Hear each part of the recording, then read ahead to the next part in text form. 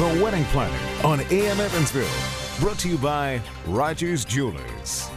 Well, on a much lighter note, Saundra Hadley joins us. Hi. The wedding planner. How are you? I am well, and we have a great topic today. We do. You're like, what are we talking about again? we do? What? Where am I? Viewers' questions. Yes, I love answering them. All right. So these are real viewer questions. Okay, we didn't just make these, because you know sometimes magazines are like, yeah, not real.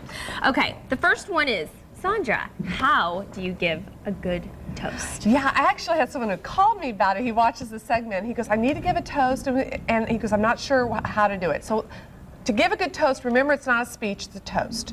So Different. It's different because it's going to be shorter. Keep it very short, simple, sweet. How long? Like how minute-wise? Like a couple minutes? You know, I don't like to put a time limit on, but seriously, over 5 minutes, it needs to be under 5 minutes. Oh, yes. Okay, I mean, absolutely. Then people are just like, the elements of it, though, you make sure you want to have something in your hand when you do conclude it and raise your glass, and because it is a toast. Yeah. But at a wedding, you need to include, let's say if you're on the groom's side, you need to make sure you include the bride. You need to include both parties. You may start out talking about the groom and your experience with him and everything, but bring in her. Okay. Those elements have to be there. Even if you don't know her that well. That's right. Find because, something to like. I mean, it's their day. It's together. I've seen kind of some toast tank because they only talked about one side of the family. So you want to make sure you include both. Yeah, so then the other side is like, do they not think she's making a right decision? No, that's just, they just forget. It's just kind of rude. Yeah. You know what I mean? It's like a big error. Okay. So. Second, I'm not happy with one of my wedding vendors.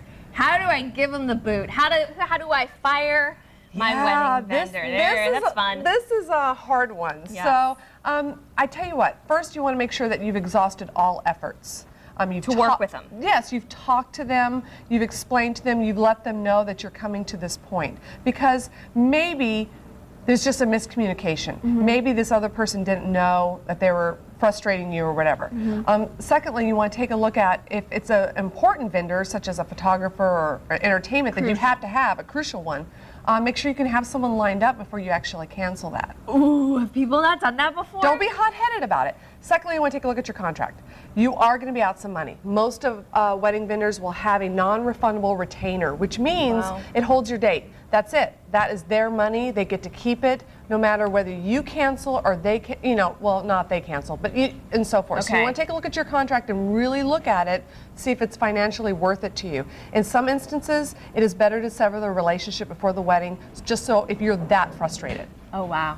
All right, well, let's take the third one, which is, I'm trying to save money at my reception. I've heard that serving hors d'oeuvres is one way to do that. Is it true? Does it work? Not always. Heavy hors d'oeuvres can end up being as expensive as a buffet or plated meal, if not more. So you need to really look at what your catering menu. The best kind of menus is, let's say it's a set number, like $5.50 per person, or $12.50 per person, and they'll have unlimited hors d'oeuvres for a 2-hour period. But when you start talking about like Swedish meatballs, 100 of them in one platter, you'll get 100 Swedish meatballs. Yeah. So if someone in a pre-dinner situation where you're having cocktails and hors d'oeuvres, 4 to 6 hors d'oeuvres per person, you have to start calculating that. Yeah. And people won't. You totally hear the thunder. Yeah, you can.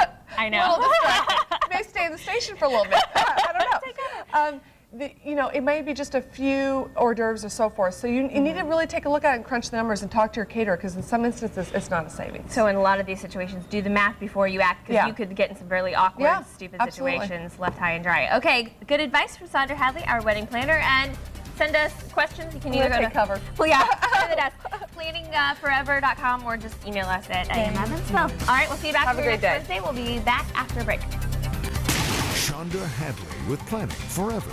Call 455-6836 or visit planningforever.com.